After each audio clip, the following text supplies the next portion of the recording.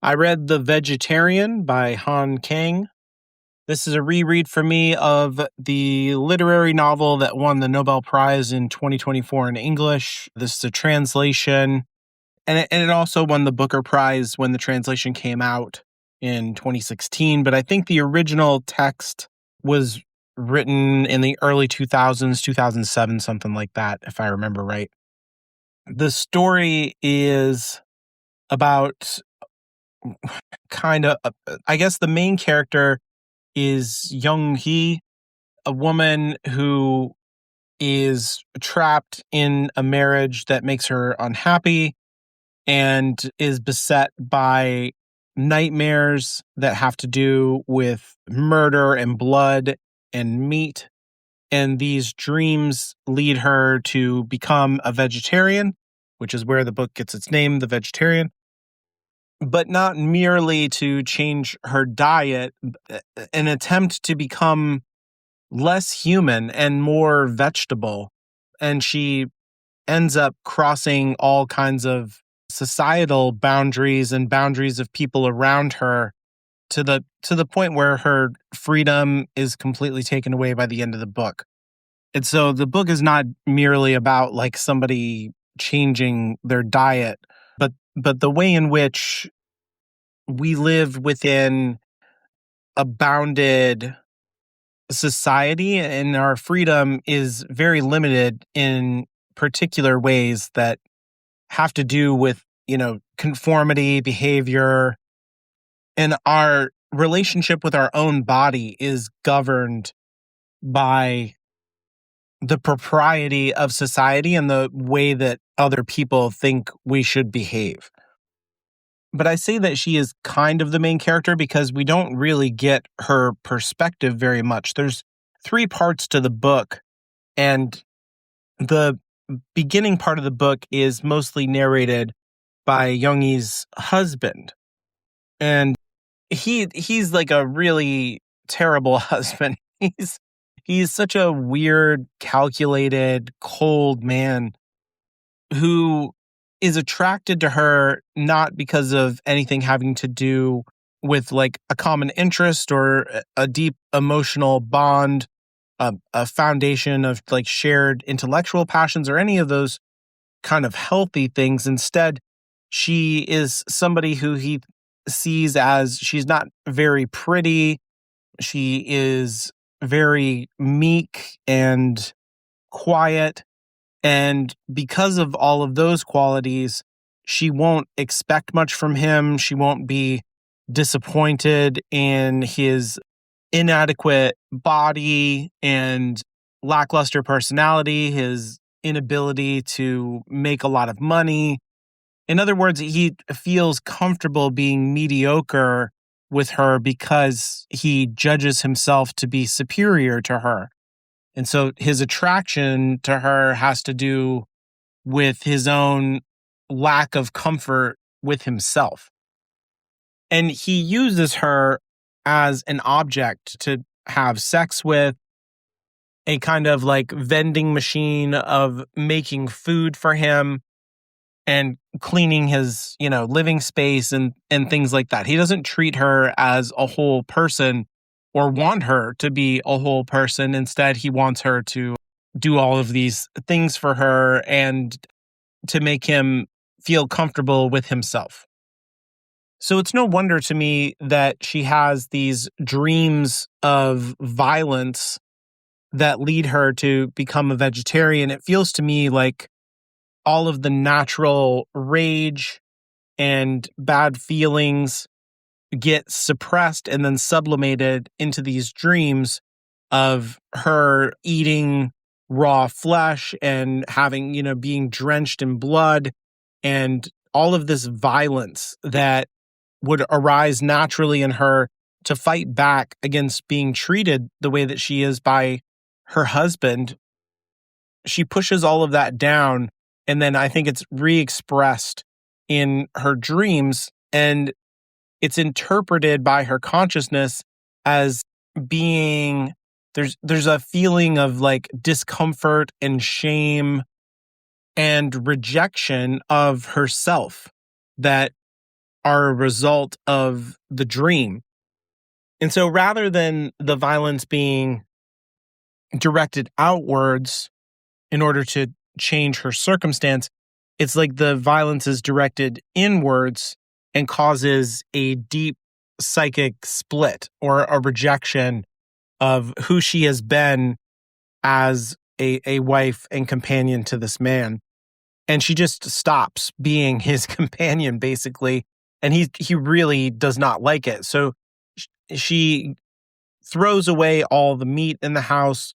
She gets rid of milk and eggs. So she's like a very, very strict, kind of vegan style vegetarian. She can't even stand the smell of meat. She doesn't like the smell of her husband because he smells of, sweat and we're made of meat. And that's part of the point of what I'm saying, that she wants to become more vegetal. She is rejecting the very humanity of herself in the ways in which we are animals. She wants nothing to do with animals at all. So it's not motivated by a kind of dietary choice or an ethical choice, but by disgust and self-disgust and the need to escape herself because, her circumstance seems really, really bad.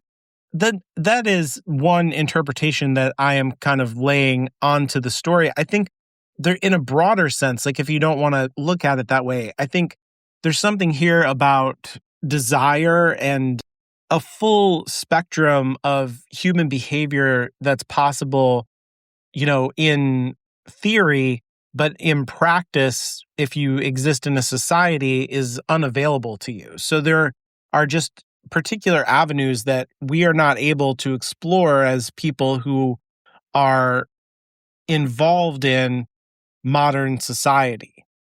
This decision to become this highly aesthetic vegetarian causes her entire life to turn upside down. She's rejected by her husband. She's rejected by her own family. It causes a huge amount of blowback on her. And I think in a very realistic way, and it shows the limits of what is acceptable behavior, because this is not really a big deal. It's not like she's doing anything to anyone else necessarily. He can still go out. And she points this out to him at one point. He's like, I want to eat meat. I really like meat. You should have to cook meat for me. And she's like, listen, you go to work and you eat out all the time. And we only share one meal together at all. And so you can go out and eat meat and do whatever you want. But when you're here with me, we're going to eat vegetables. And that's, so she's not demanding that he change or anything like that. She's just not doing what he wants. And he is completely baffled by it and really upset. They go out to eat at her parents' house, and her father is a very domineering, ex-military type of a guy. And the whole family sees the way in which she's a vegetarian now. Her husband complains to the family about it. And the mother kind of pleads with her to eat some of the meat because she's lost so much weight and she's, worried about her health. And the father becomes enraged at her nonconformity and actually physically pries her mouth open and starts shoving meat into her mouth and choking her and force feeding her the meat. And when he does this, she spits it out and then grabs a knife from the table and slits her wrists. And so there's really something here about willpower, who has ownership of your body. And when we claim ownership over our own bodies and what goes into them, the ways that this will cause other people to try to exert some kind of claim of supremacy over our bodies. And I think this is especially like underlined by the gender difference here, right? Like her husband feels a claim to her body, her father feels a claim to her body, and everybody feels like she's disordered and mentally ill, but they don't want to address that underlying cause. They just want to change the effect of her not eating meat. It's not even that big of a deal, right? Like it's just crazy, the kind of reaction to it. But I think it really does illustrate the kind of sexist ways that women's bodies are controlled, but that happens to all of us. That there's hard boundaries to following our dreams, if you will, right? Like she has this dream and it changes the course of her life and everybody responds to it very, very badly. And like, you can't live this way. It's inappropriate. So the next part of the book is narrated by her brother-in-law. So she has a sister who's at this meal, and this guy is her husband. He's an artist who makes like video art, kind of avant-garde style stuff. And he's talking to his wife about, what happened at the dinner and all of that stuff. And his wife mentions how Young Hee has a birthmark still that a lot of people get in East Asia that is called like a Mongolian birthmark, where you'll have a discoloration on the skin that persists, usually into like your early teens, and then it kind of fades away and it's gone. But Young Hee has it even now into like her 30s and stuff. And the idea of this discoloration fascinates the brother-in-law, and he becomes obsessed with seeing it and with fantasizing about her body, and his desires for her body kind of take him over. And eventually he contacts her and asks if she could be part of an art project for him, a model. And Young Hee is very like unattached to propriety at this point. And she is, like I said, very unattached to herself.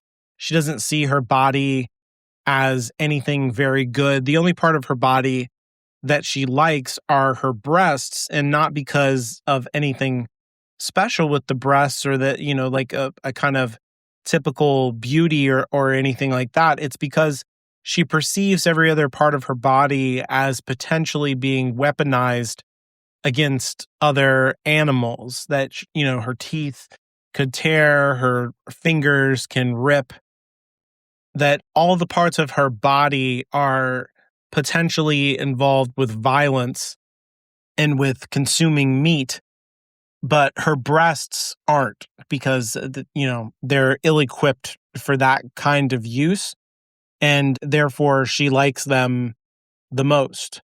And that's kind of her relationship with her body. And as she forgoes meat, of course, her body keeps losing and losing weight, and her breasts get smaller and smaller. And so there's a way in which she likes her body less and less. Like the only part of her that she actually likes fades away as the fat on her body diminishes. And so she just fully disengages from identifying herself with her body.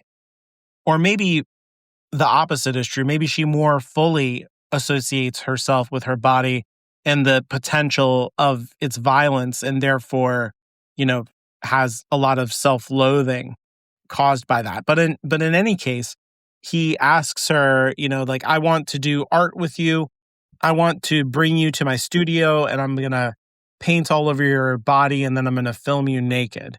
And she's just kind of like, yeah, whatever. Sounds okay. Because she just doesn't care about her body in the way that he cares about it. And so what he does is he starts with the birthmark on her body.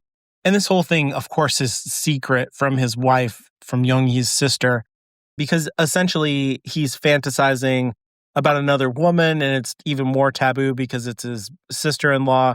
And then, now he's like crossed the line where he's going to cheat. And I think it's related to what I said about the limits of desire in and dreams, and the places that dreams can take us, and the way that society doesn't have a lot of tolerance for it. So there's all kinds of things about this situation that are taboo. And I think we're far less comfortable with this scenario than with the scenario of becoming a vegetarian because you had a dream. So now he's entering into an extramarital affair that is slightly incestuous because of fantasy that he has about her birthmark. So he colors the birthmark kind of like a flower, and then paints flowers and plants all over her body. And this leads to her feeling as if she is being transformed into a plant.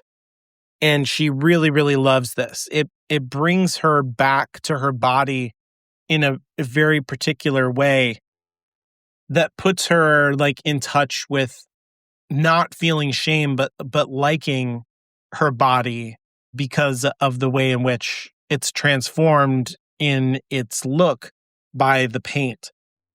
And so he gets another model, and or it's actually a coworker of his, and paints him as well, and tries to make pornographic video with them, and his artist friend won't participate. And he like runs away and everything. And then the brother-in-law tries to have sex with her, and she won't do it because he is not painted in plants. And so then he paints himself the same way, and she's willing to have the affair with him. And he films the whole thing and then kind of like falls asleep in his art studio. And then his wife comes in and watches the video, and it leads to the end of their marriage. And this is clearly like feels like exploitation, that, Young Hee is mentally broken in some way. She's very highly disassociated. And for him to have this inappropriate sexual fantasy and then, draw her into his fantasies feels manipulative and exploitative and morally wrong, in a way that being a vegetarian is usually seen as like a moral virtue or a signal of a deep ethical commitment. This feels like the exact opposite. But I think that the two events are linked, like I said, in that they are both a dream and that they are both situated in deep desires, and also the way in which the brother-in-law kind of disassociates his own body by painting himself as a plant or doing whatever he has to do in order to get her to agree to have sex with him. So he kind of dehumanizes himself to become acceptable to her, if you will. So there's something in the story about like following your dreams leads to a way in which you expand beyond the normal humanness of things, and that automatically kind of puts you outside of the boundaries of society, and therefore like outside the boundaries of what is acceptable.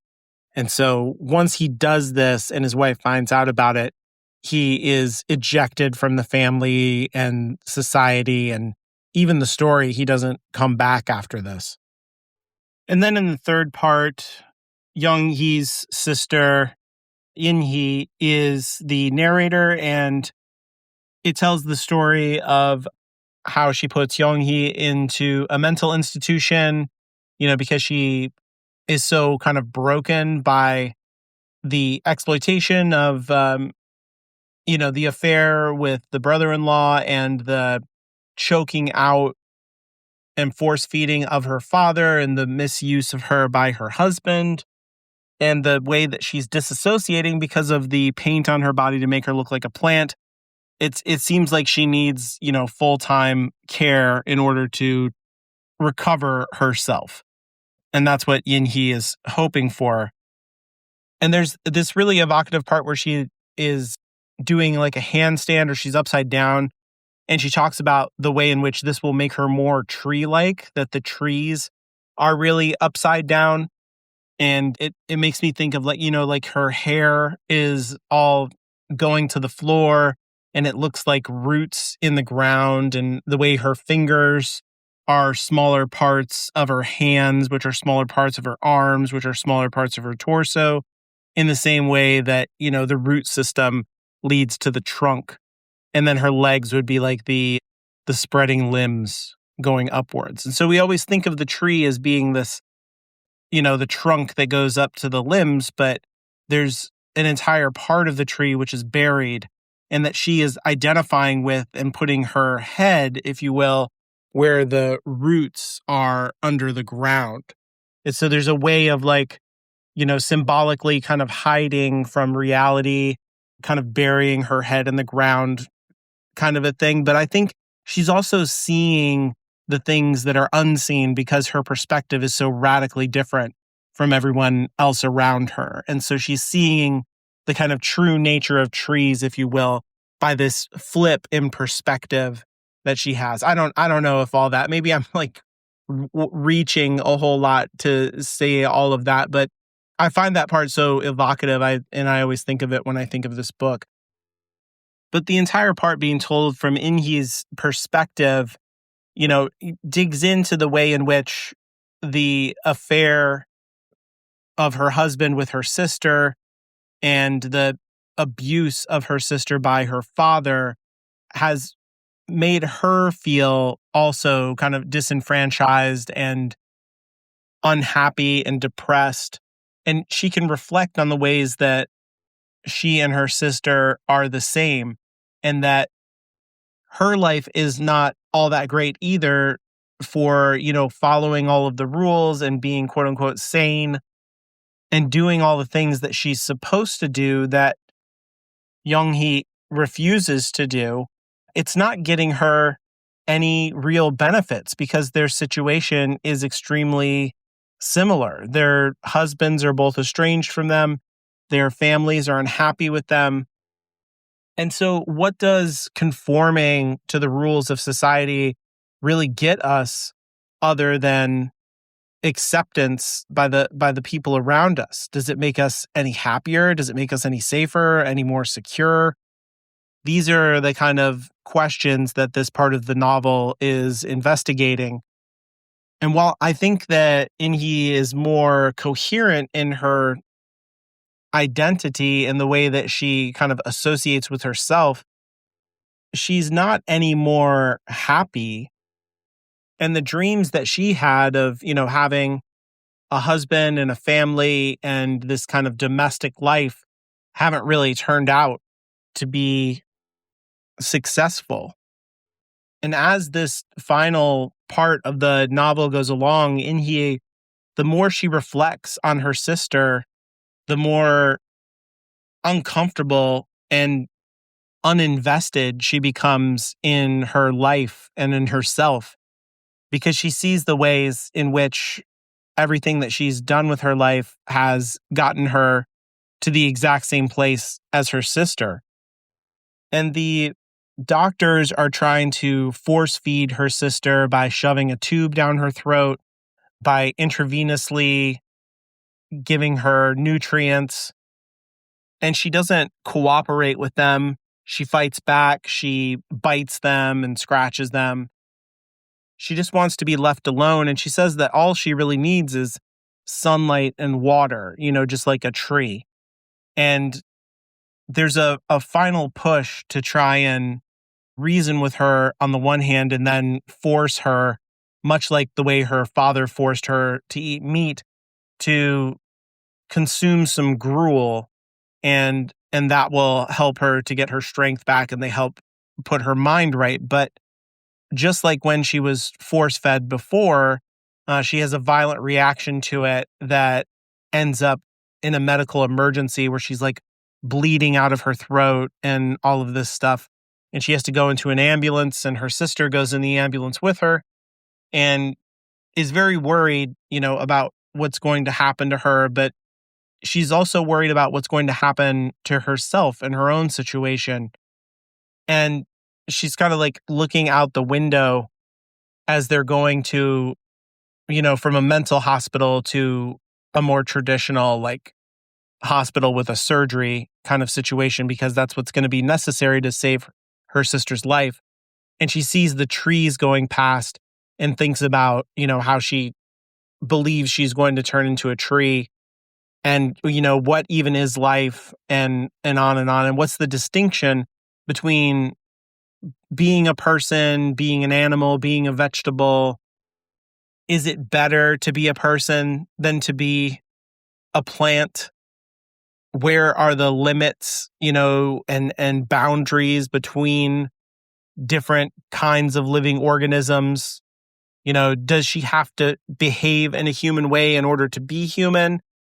Or do we need, as humans, the way that the tree needs water and light, do we require a certain amount of dignity and autonomy and care in order to become human? And in the absence of those elements in the world, that haven't been given to Winhee, this is what she has kind of degenerated into, is a facsimile of a tree, a human-shaped tree, something that is alive but unconscious and devoid of essential connections emotionally and intellectually to other people. And I think there are so many other ways to interpret the book as well. You can see it as like an abuse of the formal medical system of its patients, or a kind of apotheosis of patriarchal use of women's bodies. And this is all that is left of her, is this kind of husk where a mind is completely gone. Or you could look at it through a kind of Buddhist lens, where there never was any personality there to begin with. There was only a bundle of sensations that emanated into a personality in order to conform.